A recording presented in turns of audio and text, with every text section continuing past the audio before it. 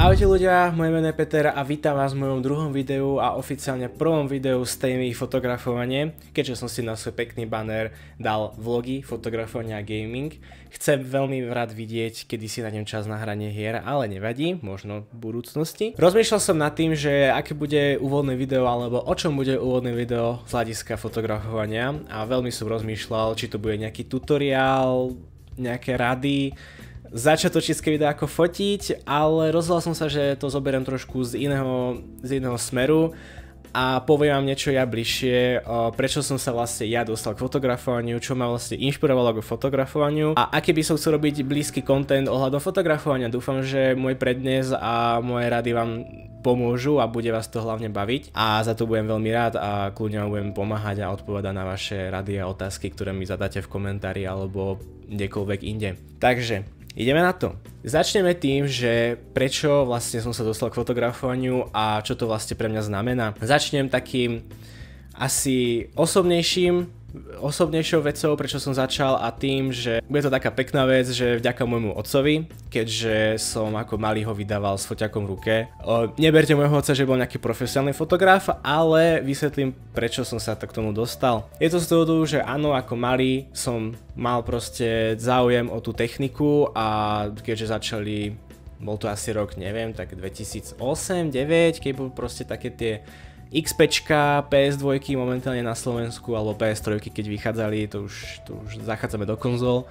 Ale ak ma rozumiete, tak proste malý kido, hej, videl proste techniku, ho to zaujímalo. Druhá vec, prečo vlastne kvôli otcovi ma tak inšpirovalo to fotografovanie, alebo prečo by som chcel fotiť, je, že môj otec vlastnil jeho prvú a vlastne poslednú zrkadlovku, ktorá bola Nikon D80, bolo to proste fakt heavy telo, na tú dobu to bolo fakt dobrý foťak, to bol asi rok taký 2012-14, ak si dobre pamätám. Mal tam osadený teleobjektív, hej, teleoptický objektív, alebo ten proste objektív na diaľku, ak sa chápeme. A to si tak pamätám, ako moc mi na tom foťaku nedovolil fotiť, ale dosť ma bavilo vidieť, čo vlastne s tým foťakom on dokáže a vlastne bolo to hrozne cool. Raz za čas, že požičal mi ho, tak ma to hrozne bavilo a hrozne ma bavilo sledovať hlavne, ak tie fotky boli hrozne dobré, lebo v tej dobe, keď ešte vychádzali foťaky na mobile, tak to nebolo také samozrejme dobré ako dneska, čo dokážu iPhony a dnešné Androidy, hej.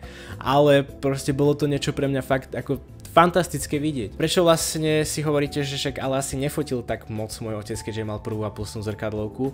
Bolo to tým a hneď vám ukážem, že čo to bolo. Na predstavenie dáme si trošku pohľad blízka. Mám tu takéto kompaktné dva fotoaparáty. Vlastním tieto dva modely od Olympusu. Tento môže byť tak z roku 2012, 2014. Tento tak 2009, 2010, takže môžeme vidieť, že sú to fakt malinké, kompaktné fotoaparáty. Môj otec mal nespočetne veľa kompaktných malinkých fotografikov, hej, proste tých fotoaparátov, tých malých, čo sa tak vysúvali a také na výlety, čo si ľudia bežne brávali. A taktiež jeho v skôrších vekoch viac fotil na analogové vlastne fotoaparáty, na film, na tie kinofilmy, čo sú tie rolky, ako sú Fujifilm, Kodak a podobne. Po väčšine času, čo od mami viem, tak vlastne boli také akoby jednorazové fotoaparáty analogové. Oni sa predávajú doteraz. Tam bolo asi zásobník 20 fotiek alebo 50, neviem ako to vtedy bolo, viem, že fotil na tom. Nie som si istý, ale možno vlastnil môj otec, ešte nie som si istý, tak si to mohol som naštudovať, alebo si to naštudujem, dajte mi chvíľku. Niekde sem vám dám obrázok, dáme ho si ho sem, hej, dúfam, že dobrú pozíciu som nebral.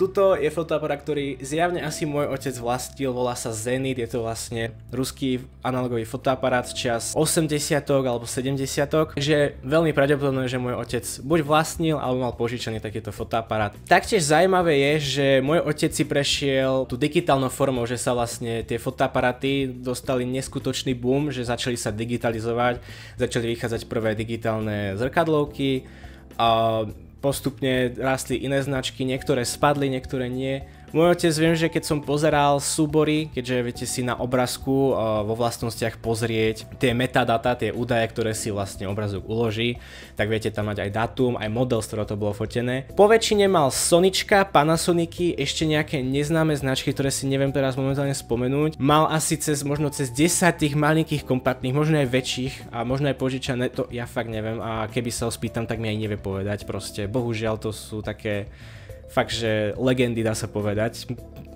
Ja viem, bohužiaľ, máme disk, na ktorom máme uložené všetky rodinné fotky a občas si to raz za čas človek pozrie a dosť ma hlavne baví sledovať ten príbeh alebo to dianie za tým obrázkom. Nie sú to fakt žiadne profesionálne obrázky, ale nejakým dôvodom vo mne vyvolajú nejakú emóciu a tá emócia je tá, čo ma hrozne baví na tých fotkách sledovať a hrozne ma baví akoby sledovať tú minulosť môjho otca jeho očami. Ako ja viem, že vracať sa späť do minulosti je zlé, nie vo väčšine prípadov, hej, ale iba mi to prišlo proste také zaujímavé vidieť proste, ako môj otec videl svet jeho očami. Keďže vo väčšine fotil vlastne to, čo mal proste rád a čo mu prišlo pekné a proste fotil nejaké veci, že fakt, že človek si to pozrie o 10 rokov a proste nečakal. Napríklad môj otec je celkom dobrým príkladom takej známej frázy, čo sa týka v rámci fotografovania, že nie je to o technike, ale je to o tom proste aký si a ako vieš tú techniku využiť.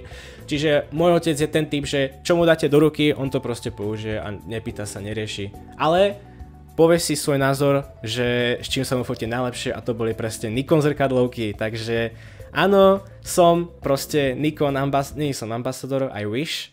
Prajem si fakt, aby som bol ambasador, ale to sa chcem buď vypracovať, alebo byť fakt dobrý, aby som si také niečo zaslúžil. Preto vo mne ostalo to, že som fanúšik vlastne Nikon zrkadloviek, Nikon vlastne po zariadení a objektívov.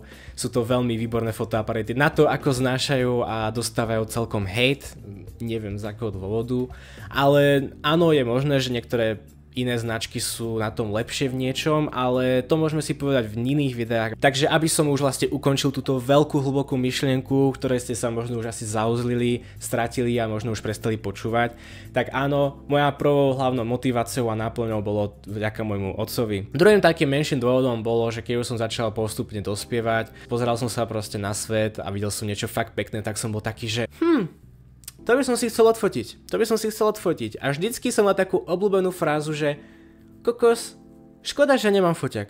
A toto som si hovoril stále, že škoda. Až kým neprišla jedna brigáda v roku 2020, jedna letná brigáda, kde som si fakt, že odpracoval nejaké hodiny a zaobstaral som si svoju prvú zrkadlovku. Je to Nikon D3500. Je to fakt, že zlatá stredná cesta k štartu v tom veku. Momentálne viete zohnať niečo lepšie, ale to môžeme riešiť tiež inokedy. Je to moja vlastne prvá zrkadlovka a tým sa dá povedať, že vlastne nastupujem v šlapách môjho otca, čiže tiež si fotím, čo ma baví, čo mám rád a chcem to vlastne posunúť ešte ďalej a momentálne točím to, čo ma baví, takže je to vlastne fotografovanie a nejaká tá videotvorba, ktorej by som sa fakt chcel nájsť a vyžívať a ísť do toho, lebo ma to baví. Tuto uzavriem ten prvý celok tohto videa, že prečo a čo ma inšpirovalo vlastne k fotografovaniu.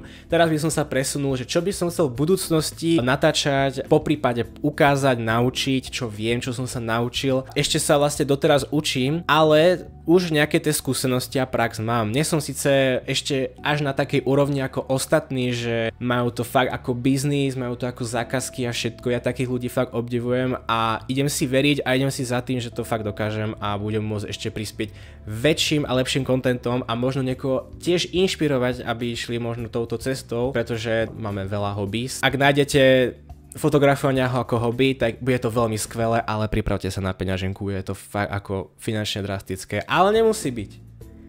A zase, hádali ste? Áno, môžeme sa o tom porozprávať na budúce, ako ušetriť na fotografovaní. Čiže áno, môj obsah bude vlastne v rámci nejakých tých pomôcok, rád, typov, či už softverovo, hardverovo, v praxi, mimo praxe, či už mám naštudovanú literatúru nejakú. Nemám ešte kurzy, ale chcel by som vyskúšať kurz a možno nejako potom zrecenzovať, ak to bude možné. Neviem, ako presne kurzy fungujú a či môžem hovoriť o tom kurze alebo nie, ale asi hej. A keďže na Slovensku tu nie je moc taký obsah a neviem, ako sa to tu uchytí, ale isto to niekomu pomôže, či už v Česku alebo na Slovensku, tak chcem to fakt začať ako robiť takú malá z tvorcov, keďže takéto video obsahy a tutoriály skôr robia firmy alebo väčšie podniky. Dostanú nejaký produkt na odskúšanie alebo vysvetľujú vlastne nejaké dané profesionálne veci. Je to tiež veľmi dobre premakané, tiež odporúčam si niečo pozrieť, ale chcel by som to taktiež v mojom podaní dať, trošku skrátiť, dať tie podstatnejšie veci a dať to tak časovo vykompenzovať. Bude to náročné, lebo dosť sa rozkecávam, vidieť toto video, ktoré pozeráš. Čiže áno, budem sa snažiť vlastne to, čo hovorím, alebo čo chcem vlastne podať, trošku menšiť a povedať tie najpodstatnejšie veci, možno nejaké k tomu bonusy a niečo v takom podaní, aby vás to hlavne bavilo a niečo si z toho odniesli. Takže to bude vlastne môjim prvým zámerom, prečo vlastne by som chcel natáčať ako tú tvorbu, a taktiež budem veľmi rád, keď dostanem naspäť nejaký feedback od nejakých profesionálnych alebo tiež ľudí, ktorí sa venujú fotografovaniu, aby sme si mohli medzi sebou nejako pomôcť a mohli rozšíriť ešte poznatky. Pretože áno, niektorí sú takí, že gatekeepujú. Neviem teraz vysvetliť slovenský výraz, ale keď tak vám to tu niekde hodím. Takže aby som už zauzlil túto druhú časť tohto videa a pomaly sa priblížil ku koncu videa, tak áno, vlastne chcem natáčať video obsah ohľadom fotografovania, niečo, čo som si zapísal, vyskúšal sám, povedať čo niečo áno a taktiež sa učiť naďalej, aby som mohol predniesť ešte ďalšie moje skúsenosti a ktoré by ste mohli vy uplatniť v budúcnosti v praxi. Či už ako budete fungovať ako hobby fotograf a fotiť si len svoje, alebo tu môžete časom rozrázať nejaký biznis a to by bolo tiež úplne skvelé. Takže toto by bolo k záveru môjho videa. Ja som veľmi rád, že ste dopozreli toto video až do konca. Ak by vás niečo zaujímalo alebo chceli by ste vedieť, tak určite neváhajte napísať dole do komentárov, čo by ste chceli zistiť, vedieť. Veľmi rád buď vám odpoviem, alebo natočím na to presne video, ako som hovoril v tomto videu. Taká fakt pekná veta. A určite nezabudnite hodnotiť toto video, či už lajkom alebo nejakým feedbackom, komentári. Môžete taktiež zanechať odber, aby vám neunikol nejaký ďalší content. Ja sa s vami lúčim, prajem vám pekný zvyšok dňa a majte sa pekne. Ahoj!